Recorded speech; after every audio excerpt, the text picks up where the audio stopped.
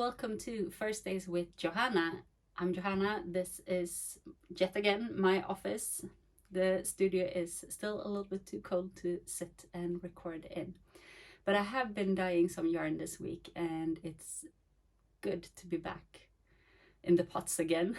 I've been dyeing some special orders and I've been dyeing something exciting that is going to be released in Fårfesten in Kiel. That is the biggest sheep festival in Sweden. We have everything sheep related. So there is how to keep sheep, to make yarn, to how to prepare their meat and everything in between. So it's a festival of sheep and it will be the first weekend of March. So I'm really looking forward to being there and to have my yarn for sale in this great festival. Now, that is the only big upcoming event that I have booked this spring. So that's why I'm really looking forward to it. And the rest of the time, I'm just trying to get my ducks in a row, right? This seems like it's never going to happen quite the way I want it to be, but we're slowly getting there. And this week I want to introduce something new that is coming in my life. I'm calling it a SKeW life. SKeW is the name of my yarn company, and since I have this feeling that my life isn't like everyone else's, isn't that like always when you look at your life, it seems like the Joneses have this perfect dream life over there, and when you look at your own life, it's just like meh, not the same really. So I've come up with calling this a SKeW life. So it's a little bit SKeW. It's not like everyone else, and it has some challenges, and that is one of the things that I'm going to talk about a little bit later in this video. But first up, we have the knitting, because that is still a huge part of my life. Last episode, I talked about my Make 9 that I did this year, and I've been working on the projects of my Make 9 so far. So that's good. It looked like this, and I managed to cross off 2 of the squares and started on the 3rd.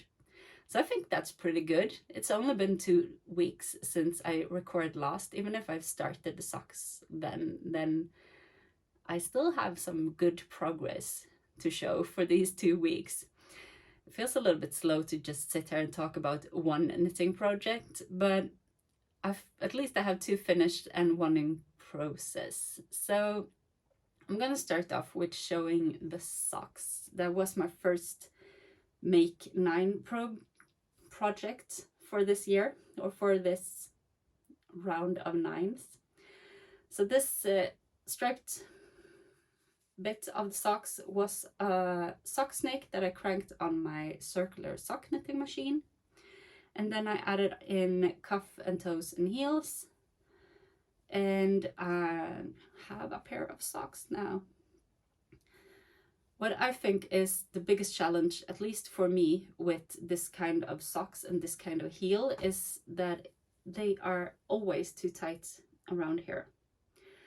So I've added in some short rows going like this.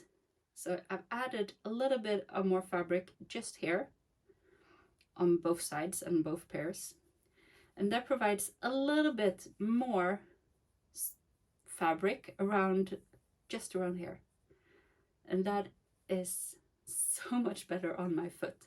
So this is the tip that I will bring with me onto my next pair that I will be doing, that I need to add in a few short rows here so that it won't stretch that much just around this part.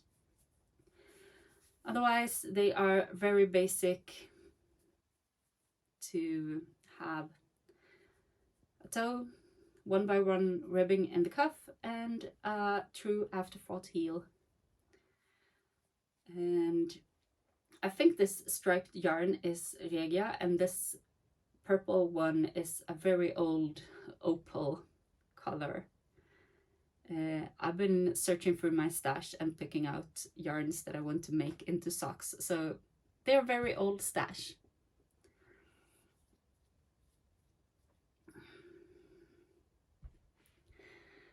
Next project that I started was the mitts for my son. He wanted red mitts, fingerless mitts, just plain ones, nothing special or fancy. So I just added a little bit of ribbing on top, a little bit of ribbing on the thumb, and this kind of lifeline thumb, Indian thumb. I don't really know what it's called, but I did increases around here, so it's not really a traditional thumb, but it sits very nicely on the hand. And yeah, small plain mitts. I don't even have a pattern for them. I just cast on 56 stitches on needle 2.5 millimeters using West Yorkshire signature 4-ply sock yarn. And yeah, I measured on his hand to get them long enough, big enough, and this fit him perfect. I even have some pictures to prove it, that they fit him, and he's happy with them. So best part is when you get well done for a job, right? I normally only knit things that kids want, especially him. He's turning into this age where he can say that if he likes it or not, and this was a special request, so I feel honored to make them for him. That was the 2 projects that I finished. Now I have one whip, work in progress. This is the sweater that I've shown you that I had swatched for. I have since last time I have calculated a pattern. I've started knitting, I recalculated, and now I'm working through and really testing it. So I have a sweater that is looking like this at the moment. I'm doing my own approach. At least I haven't seen anyone doing it just like this. I haven't knit a lot of sweaters, that is true, but I have the same in this one as I have in this cardigan, and as I have in my sweater pattern that is called Falling Feathers. Now this sweater pattern is still only available in Swedish, but we'll get there, okay? As soon as I have put this one into English, then it will be much easier for me to translate the other one too. And this pattern is being worked on in English. So I managed to do the back. I started with the back and worked back and forth until I reached just below the arm. And then I picked up stitches and worked the front down to where this part was, and then I started the second work back and forth until here, and then I worked the entire front down to under the arms, and now I'm working in the round.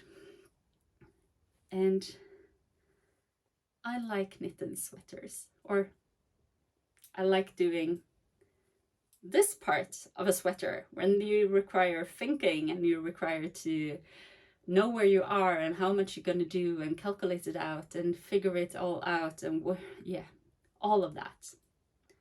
This part, when I'm gonna knit 40 plus centimeters round and around and around and around, I have a feeling it's gonna take me ages, but hey, I got some centimeters here, almost 5, so that's good. I need to add a marker so I know how far I am and how far I got. since the last time, at least since we spoke. So I will be adding, I actually have a marker here, a cute little sheep marker. Isn't that perfect for the sweater? And I will be adding it here. Let's see, we'll be putting it in here. And then we are able to keep track on how far I've got till next time we will be speaking. So I'm hoping to have a full body of the sweater in 2 weeks' time. That is my goal, and I haven't cast on anything else. I just have this sweater to knit on, so it's possible that I can get there. I am alternating skeins. This, by the way, will be a pattern for Forfesten, and this yarn that I'm about to show you is the one that I have been dying to have with me on Forfesten, because this is rustic wool that have been hand dyed, and I'm dyeing 600 grams in total. So this is 200 grams skeins. I'm dyeing 3 of them in the same unique colorway. I'm not using recipes for this, so I can't repeat them. They are one of a kind, 600 gram, going into like a sweater bag or a cardigan bag. So you get more than enough for a sweater. You see, I've knitted a third of it and I haven't used a third of the yarn yet. So I can make it longer, I can make it bigger, I can make it oversized, I can make it with long sleeves. The possibilities are almost endless with 600 grams of yarn. So 600 grams of yarn, unique colorways, all of them, won't be repeated, and they will be launched at Forfesten in Kiel, and after that I will figure a way to have them on my website, because at the moment I don't have a web shop. I'm working on it, but it's not ready yet.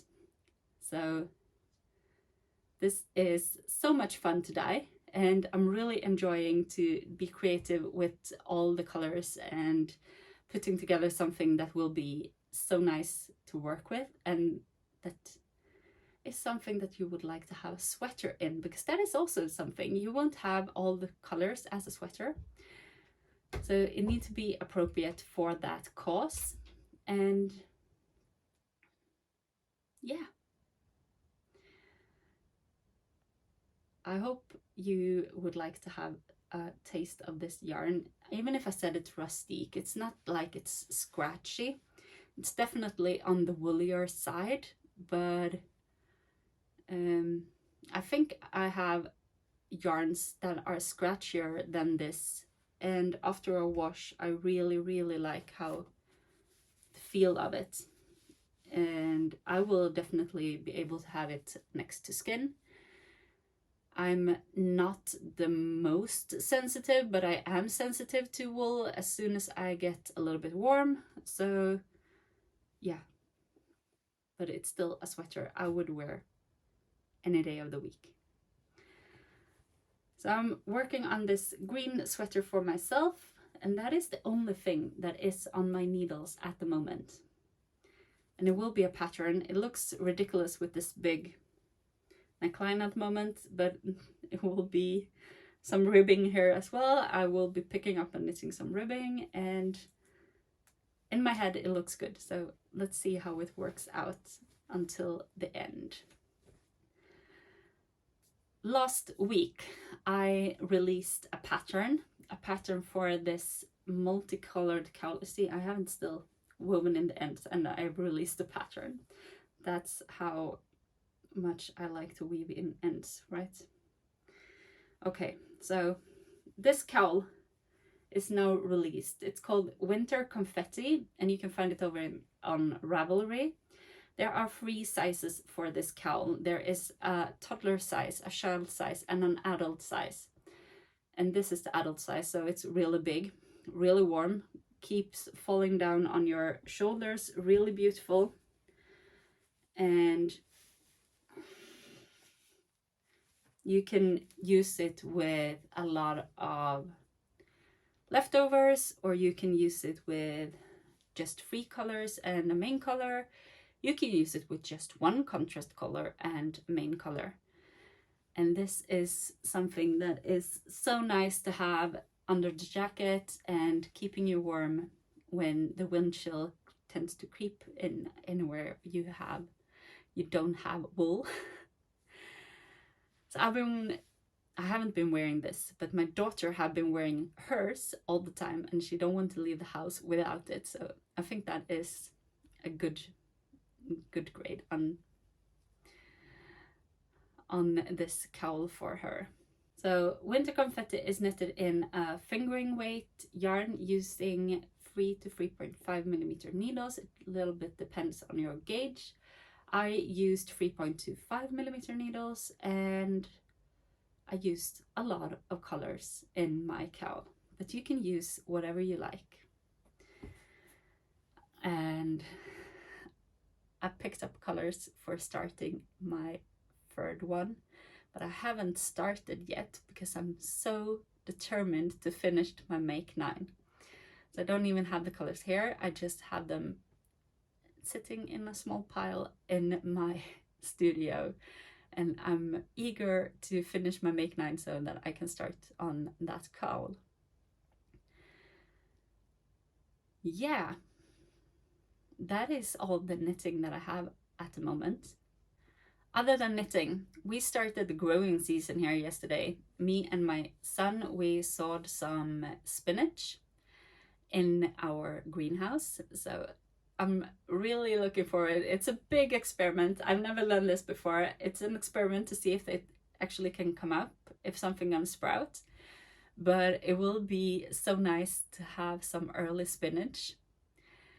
And we prepared 2 more boxes with soil, and yeah, it's just gonna give them a few more days, so because they have been standing outside, so they need to reheat a little bit inside the greenhouse before I can sow something in there too. And I'm thinking about some green and black cabbage because I really like that, and I always have trouble with them during the summer, so it will be so good to have some baby plants that I can take during the spring.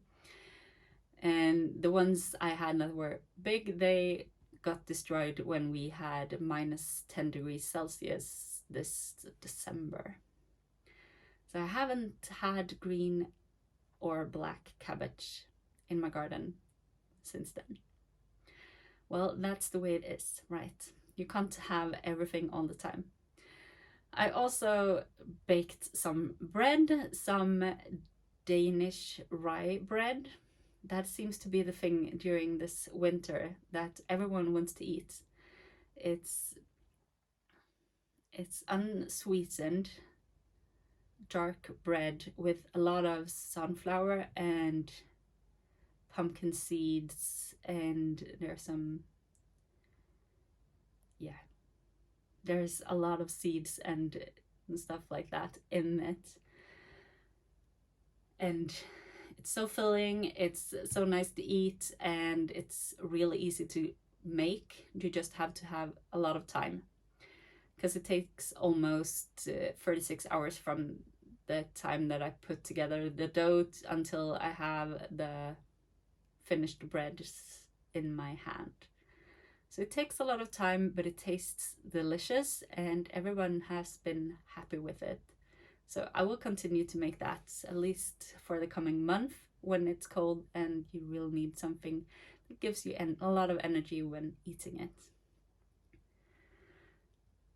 Now, the last segment of today, that is this mindset talk.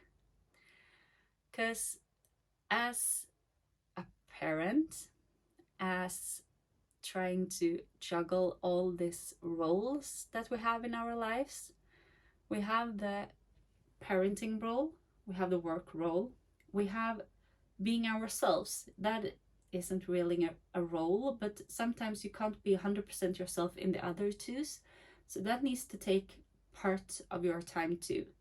But when you are a parent, you tend to skip the part where you actually can be yourself and just focus on everything the kids need and put yourself last on your priority list. And I've been doing that. I'm totally guilty as charged. I've been doing that for, well, it's almost 10 years now, because he is turning 10, my oldest. And it's been moments when it's really exhausting, that you don't really know, or I at least don't really know who I am. What is my view on this? I know it as a parent, but I want to be myself too. I don't just want to be someone's parent. So over the last year, I've been refocusing, reworking, rewiring my brain so that I can be myself too and find time to be myself, because that has been really important. And during all of this process, I choose to pick 2 words for this year, and I picked balanced and grounded, because that is something that I want to be. I want to aspire to be those 2 words. I want to be balanced and I want to be grounded. But at the moment, I'm not feeling it 100%. So I need to take a step back and ask myself what I want to be feeling and what I want to be doing and what I want to be working on. And when I'm feeling all of this, overwhelmed, busy, constantly tired, I need to take a step back. Okay, what was the 2 words that I wanted to be? Well, that is grounded and balanced. So I'm taking a step back. I'm focusing down to what I want to be, so that I can easily overcome the things that I need to do or need to work through or whatever. So I'm using my 2 words to put in to deal with all the other stuff.